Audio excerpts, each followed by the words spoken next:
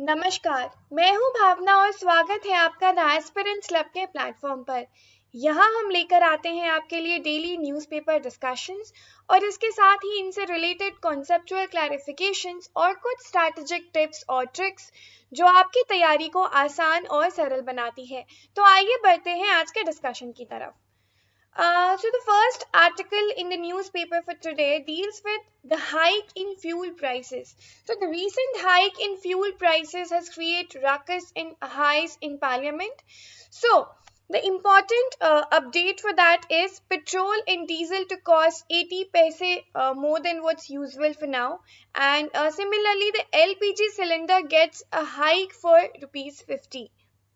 Now the hike has followed after 4 months. The government has hiked the prices for petrol, diesel, and LPG after, let's say, more than 4 months. And in the same period, the crude oil has jumped by dollar 11.58 per barrel. So a comparison of the same can be seen here. You can have a look on that. So for now, that is the update with this article, and there is one more information that is about inflation trigger. We already dealt with it in previous articles that we dealt. That says that the inflation. Now, this is also something that has created or contributed its part in the hike of these prices for the update. So let's move to the next article that discusses about Union Cabinet's approval on MCD Reunification Bill. Now, the MCD Reunification Bill is expected to be introduced in Parliament this week.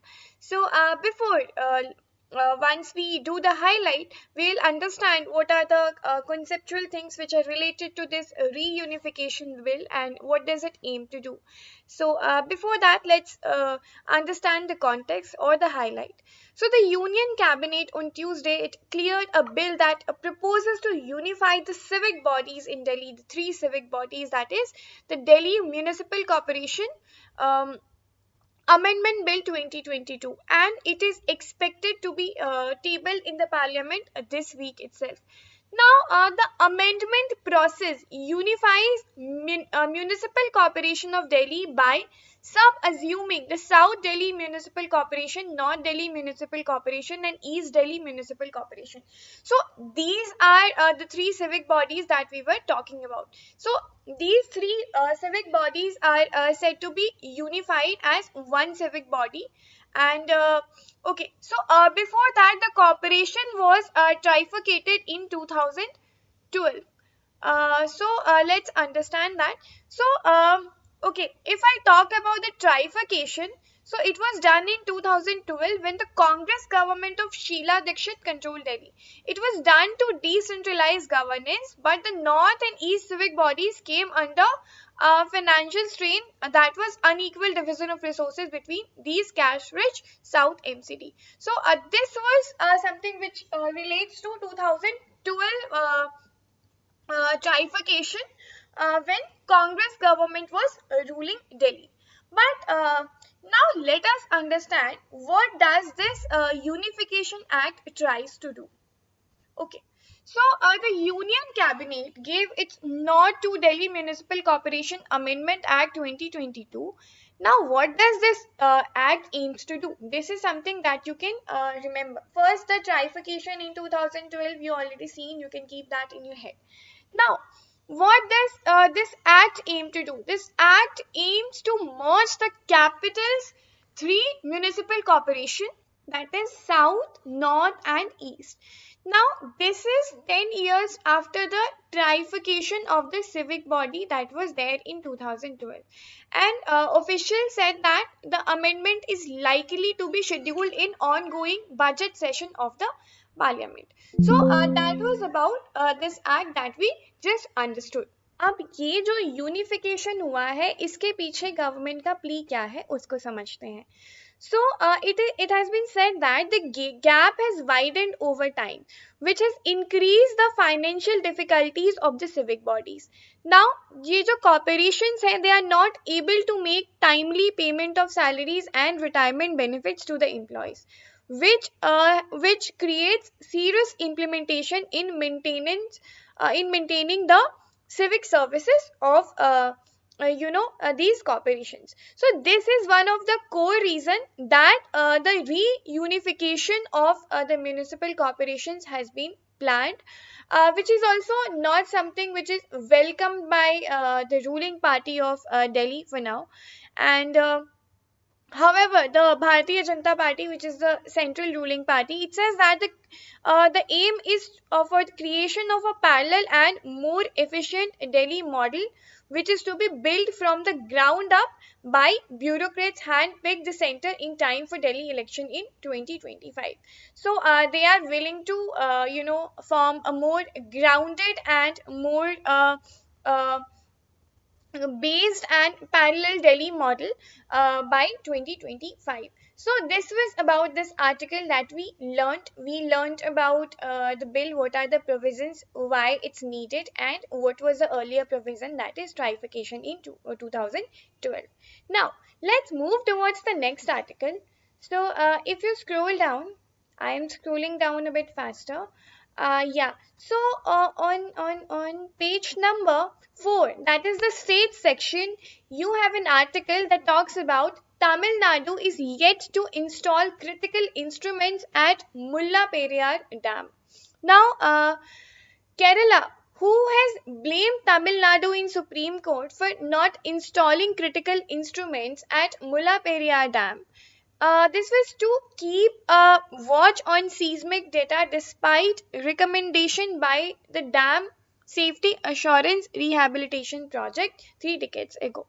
So, 3 decades ago, this Dam Safety Assurance Rehabilitation Project, which tries to regulate the issues related to management of dams, it gave a recommendation to Tamil Nadu to install critical instruments at Mulaperia Dam. Why? Because this dam is a very old dam and it lies in seismic zone 3. So these critical instruments are supposed to be managed here. Now let's understand a bit about Mulaperia Dam. So Mulaperia Dam is a masonry gravity dam on the Periyar River in Indian state of Kerala. You need to understand this. This dam is on which river? This dam is on Periyar River. Again, a very important preliminary information for you to keep in mind. It is located 881 meter above the mean sea level on the Cardamom Hills of Western Ghats in Tekadi, which is Idukki district of Kerala, India. Again, the location, the dam is on which river, that is something that is very important for you. So do keep that in mind. You can take the screenshot of this comment box that is inserted just here. Okay. Apart from that, if I talk about the capacity of this dam, the active capacity is 299,130,000 meter cube. And the height is 53.66 meter, that is 176 feet. The installed capacity of this dam is 161 MV and it is still operational. Now, Kerala, okay, so this was the informative part that you learned, which also is the important for your examination purpose. So do keep that in your head.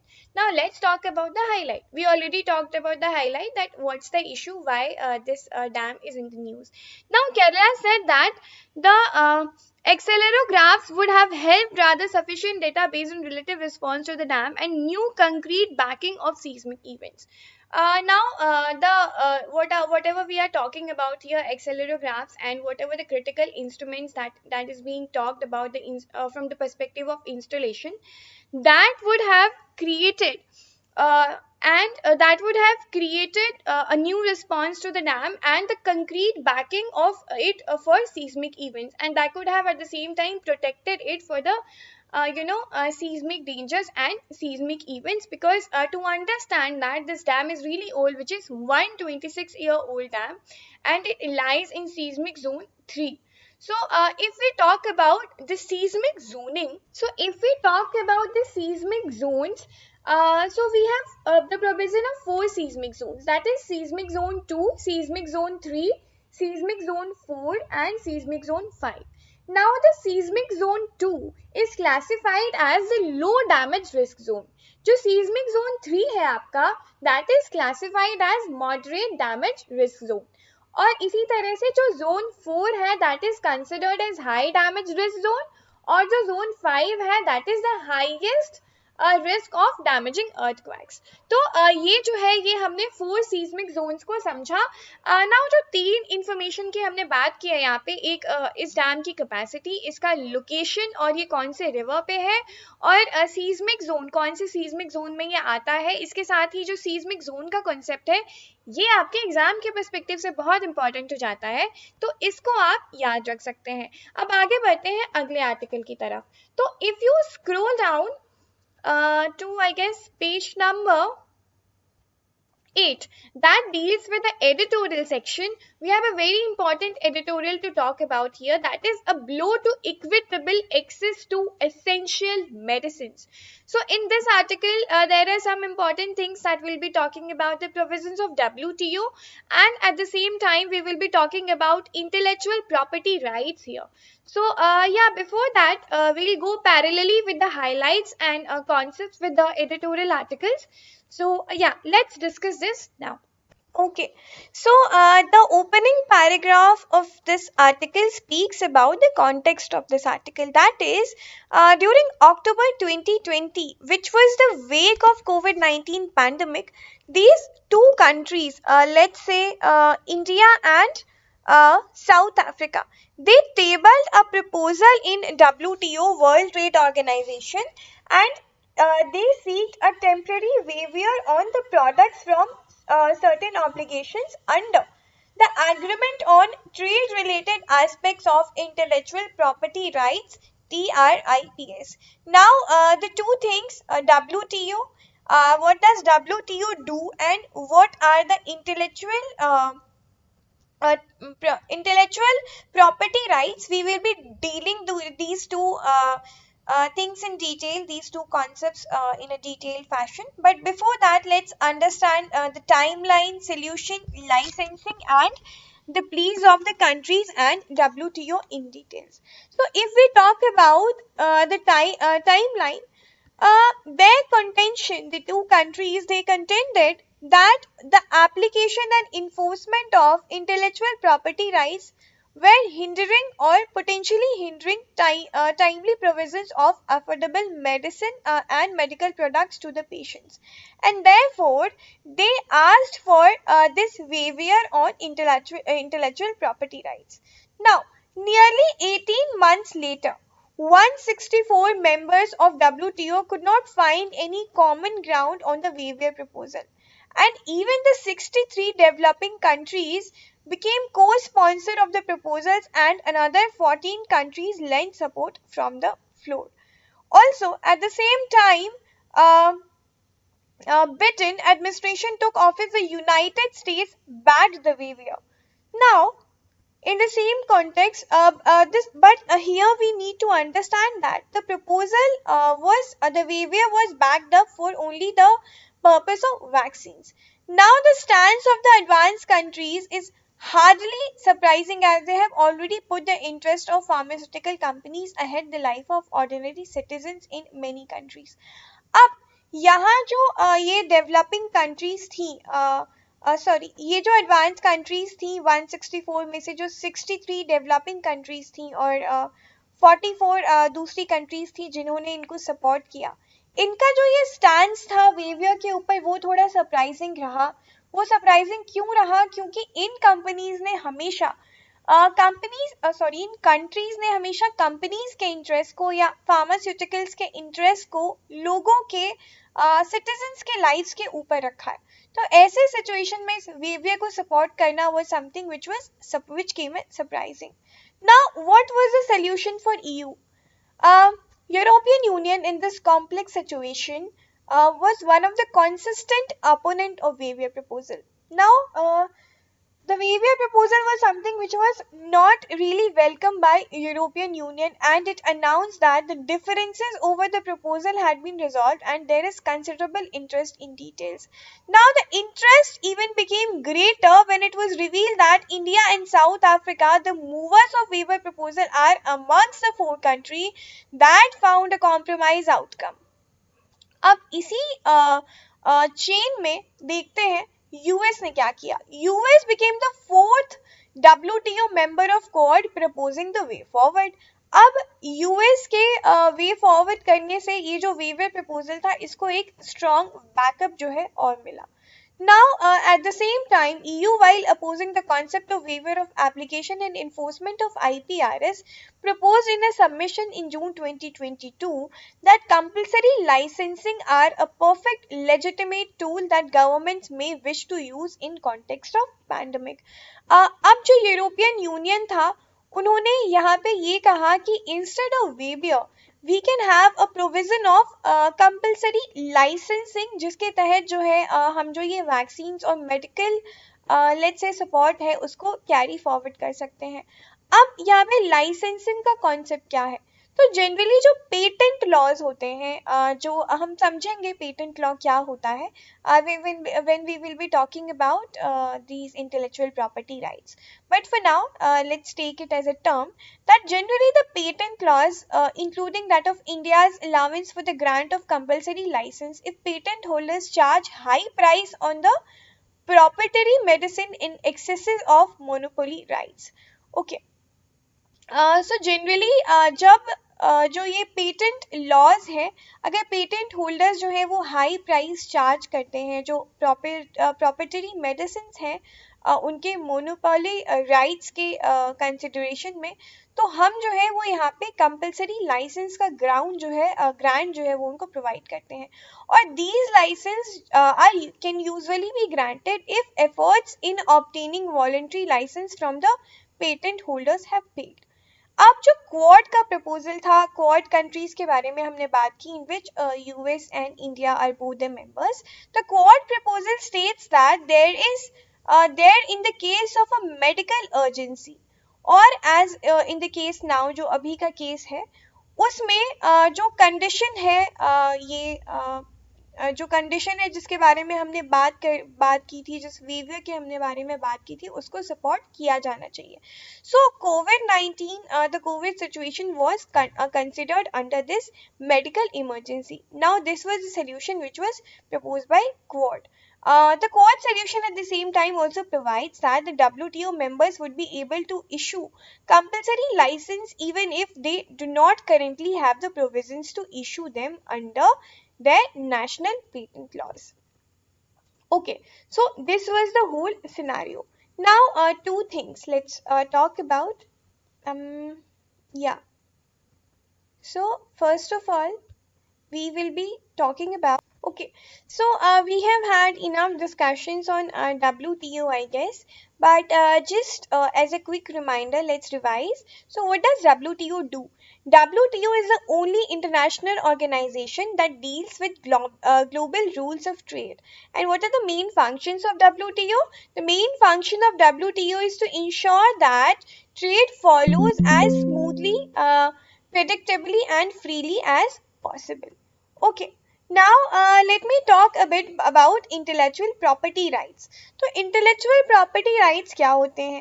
Intellectual property rights जो है वो legal rights होते हैं that protects creation and invention which results from intellectual activity in industrial, scientific, literary और artistic field. जो common IPRs है वो है पेटेंट, कॉपीराइट्स, मार्क्स और ट्रेड सीक्रेट्स. जनरली जो IPRs है उनको 4 कैटेगरी में हम डिवाइड करते हैं. वो 4 कैटेगरी क्या क्या है? पेटेंट्स, ट्रेडमार्क्स, कॉपीराइट्स और ट्रेड सीक्रेट्स. तो इसके अलावा अगर हम इन इंटेलेक्चुअल प्रॉपर्टी राइट्स की बात करें तो यहाँ पे हमने पेटेंट के बारे में बात की.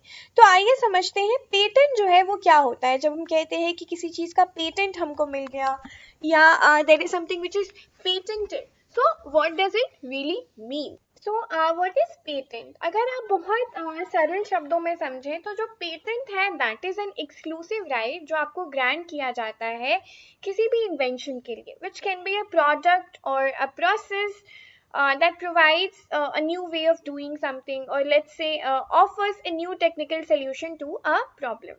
Up to get a patent, that invention or the thing that you are asking to be patented must be disclosed to public in your patent application. Okay, अगर आप बात करें टाइप्स ऑफ पेटेंट्स की तो तीन टाइप का patent होता है. तीन टाइप का पेटेंट क्या होता है? यूटिलिटी, डिजाइन और प्लांट. यूटिलिटी पेटेंट जो है that might be granted to anyone who इन्वेस्ट और discovers any new and useful process.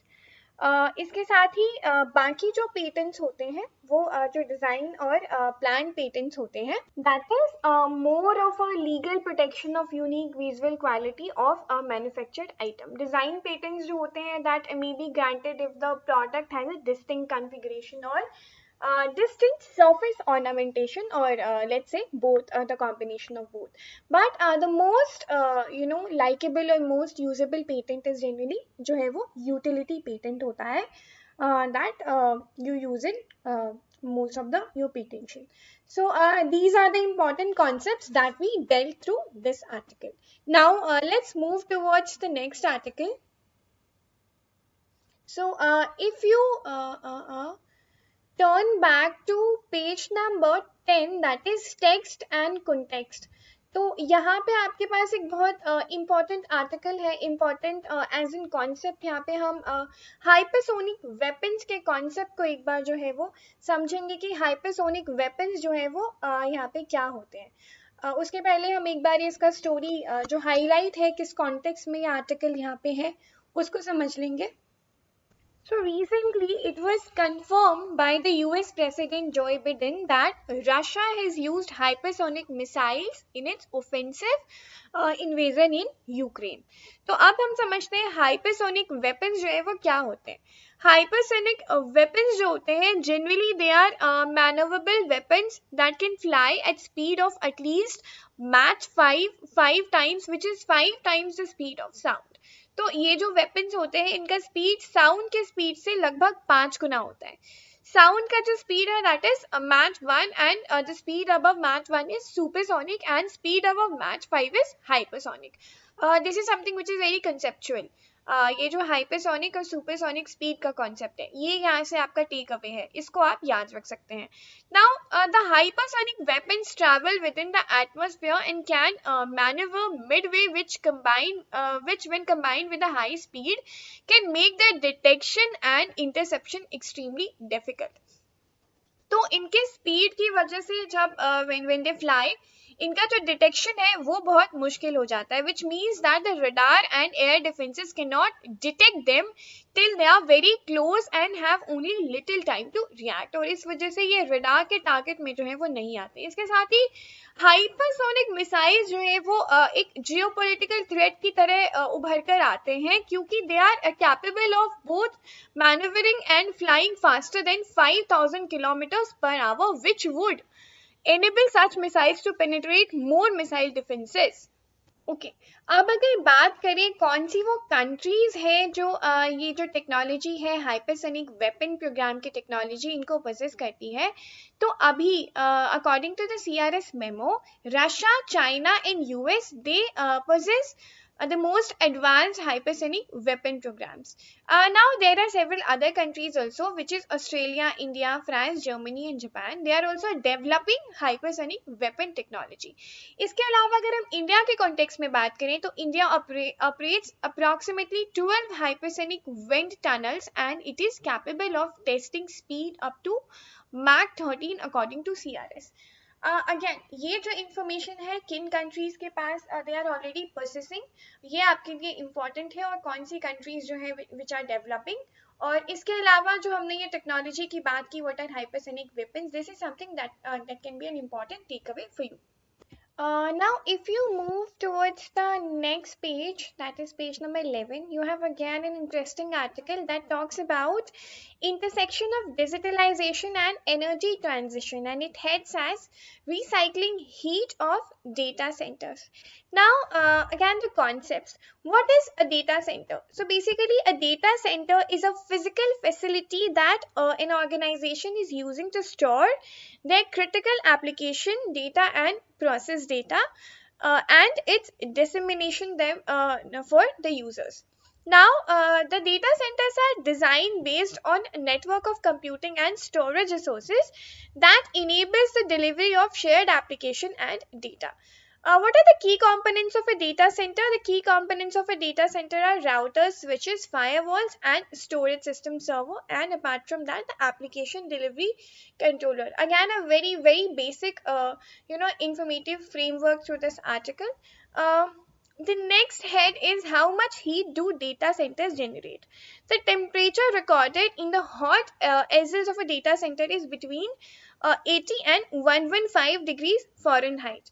Now, according to the global cyber security firm Capscary, it estimates that over 75% of data centers electricity becomes waste heat. Now, here you can note that in winter a data center can provide a heating of 85 degrees Fahrenheit, which is similar to a gas boiler.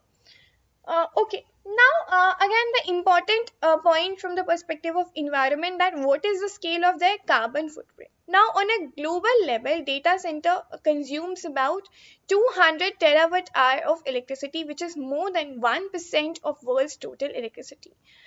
This is something that you can note down or take a screenshot. So they contribute almost 0.3% of all global CO2 emissions, which is according to International Energy Agency. Okay. Now, there is something by Microsoft. So, what is Microsoft's plan? According to Microsoft, the recycled waste heat along with the other carbon reduction measure can help the city of Expo and its neighbor community to reach CO2 emission reduction targets. Okay, so it can at the same time also help in decommission Fortum's last coal-fired heat unit in the city. The heat recycling system, if we talk about, can provide clean heat to homes, business and public building, and it can reduce up to 4 lakh tons of CO2 emissions annually. Apart from Microsoft, which other countries are doing that? So Facebook is putting its waste heat to use by heating nearby homes in Odense and Denmark. And apart from that, the fast fashion retailer H&M has been distributing waste heat to nearby homes in Denmark since 2013. So here we learn the concept of data centers. It's how it generates its heat and it can be decentralized. Apart from that, the carbon emission, the carbon footprint we dealt. Then we talked about the countries which are trying to employ this heat and use it in a more positive way. So that can be an important takeaway from this article. Now, if we move to page number 13, that is the news section. We have FTA. So, a talk on FTA has been expected during Israeli Prime Minister's visit. Basically, the Israeli Prime Minister Naftali Bennett's April 3 to 5 visit to India can boost bilateral discussion regarding the FTA, that is Free Trade Agreement. Now, let us understand what is FTA. So, an FTA or Free Trade Agreement or Treaty is an agreement according to international law to form a free trade area between cooperating states. Again, FTA is something which is very important for your examination perspective. And that can be an important takeaway from this article. Do keep it in your head. So, there are two types of trade agreements if we talk about, that is bilateral and multilateral. So, if you talk about the bilateral trade agreement, they occur when two countries agree to loosen their trade restriction, or between the two of them generally expand their business opportunities, while the multilateral trade agreements are the agreements among 3 or more countries. Okay, so this was something about FTA. Yeah. So again, some quick informations. First, IIT Kanpur has not forecasted the fourth wave of COVID-19. That is something that IIT Kanpur has clarified and airing news. and it is said that it is an independent study of team of researchers. Again, Ayush helped 59350 farmers in cultivation of 84 herbs. The ministry provided subsidy of 11,773 lakh. This was told by the Ministry of Ayush. Okay. Apart from that, now if you come to page number 16, that is a business news. You have an important thing that government raises minimum support price for jute. Now new MSP is 250 rupees higher over the last year. Okay, so let's talk about the concept of MSP here, which becomes very important. Yeah, so what is MSP?